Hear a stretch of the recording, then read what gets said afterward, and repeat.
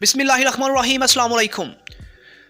اس کی اس ویڈیو میں ہم آپ کو دنیا کے ایک عظیم سائنسدان کے بارے میں بتانے جا رہے ہیں جو کہ دماغی طور پر اب نارمل تھا۔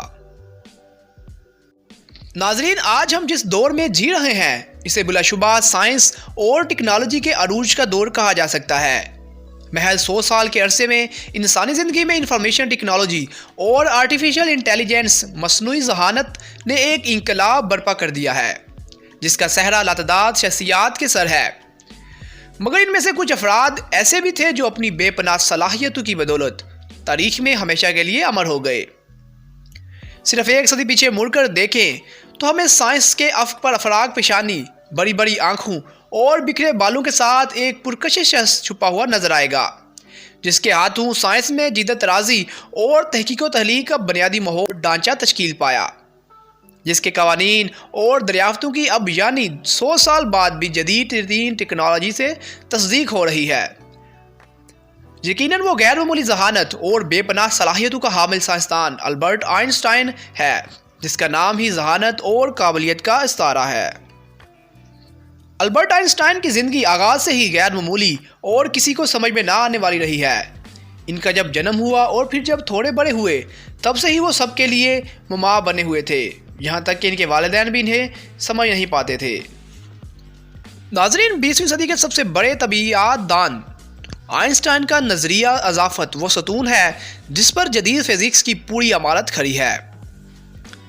کہا جاتا ہے کہ آئنسٹائن کا دماغ دیگر انسانوں کی نسبت بڑا تھا، یہی وجہ ہے کہ ان کا شمار دنیا کے ذہین ترین انسانوں میں کیا جاتا ہے۔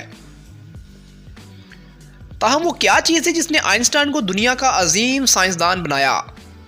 اسی بات کو جاننے کے لیے جب آئنسٹائن کی موت کے بعد ان کے دماغ پر تحقیق کی گئی تو اس میں دنگ کر دینے والے حقائق سامنے آئے۔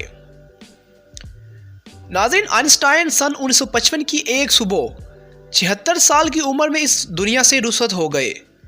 ان کی موت کے بعد ایک ڈاکٹر تھامس ہاروے کو ان کا چیک اپ کرنے کے لیے بلایا گیا، جنہوں نے آئنسٹائن کی موت کی تصدیق کی۔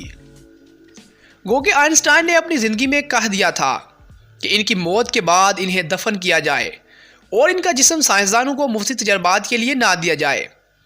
تاہم ماہرین کم از کم ان کے دماغ کی جانچ کرنا چاہتے تھے، اس لیے ان کی موت کے 7.5 گھنٹے بعد ان کے دماغ کو جسم سے علیحدہ کر لیا گیا۔ ایسے میں آئنسٹائن کے ڈاکٹر تھامس نے موقع دیکھ کر ان کا دماغ چرا لیا اور وہاں ہو گیا۔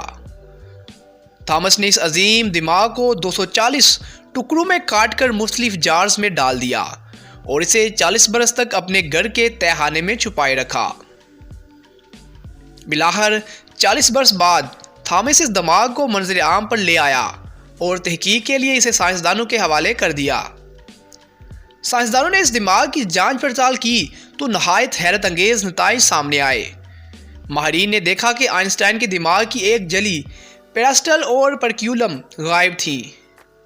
دماغ کو ایک حد میں رکھنے والی اس جلی کی عدم موجودگی کی وجہ سے آئنسٹائن کے دماغ کا یہ حصہ عام دماغ سے 20% بڑا ہو گیا تھا۔ دماغ کی اس غیر معمولی نشوونما کی وجہ سے آئنسٹائن میں ریاضی کو سمجھنے اور مختلف تصورات قائم کرنے کی صلاحیت میں بے پناہ اضافہ ہو گیا تھا۔ تحقیق میں یہ بھی پتہ چلا کہ آئنسٹائن کے دماغ میں عام دماغ کی نسبت 17% زیادہ نیورونز موجود تھے۔ ان اضافی نیورونز نے آئنسٹائن کی دماغی کارکردگی میں اضافہ کر دیا تھا، جبکہ وہ اپنے تصورات کو تعمیری صورت میں ڈالنے پر بھی قادر ہو گئے تھے۔ ماہرین کا کہنا ہے کہ یہ تمام کیفیات ایک غیر معمولی دماغ کی نشانی ہے جنہیں اب نارمل بھی کہا جا سکتا ہے۔ آئنسٹائن خوش قسمت تھے کہ ان کی اب نارملٹی نے دنیا کا عظیم سائنسدان بنایا۔ آئنسٹائن کہا کرتے تھے کہ دنیا کا ہر شخص ذہین ہوتا ہے، لیکن اگر آپ کسی مچھلی کی صلاحیتوں کا اندازہ اس کے درخت پر چڑھنے سے لگانا چاہیں تو ہماری عمر اپنے آپ کو نالائق سمجھے گی۔ آپ اس عظیم سائنسدان کی بات سے کتنے متفق ہیں ہمیں کمنٹ سیکشن میں ضرور بتائیے گا۔ اس کے علاوہ آپ کو آج کی ویڈیو کیسی لگی اس کے بارے میں ہمیں کمنٹ سیکشن میں ضرور بتائیے گا اور اس ویڈیو کو لائک اور شیئر ضرور کر دیجیے گا۔ ملتے ہیں کسی نیکسٹ ویڈیو میں نئے ٹاپک کے ساتھ، تب تک کے لیے اللہ حافظ۔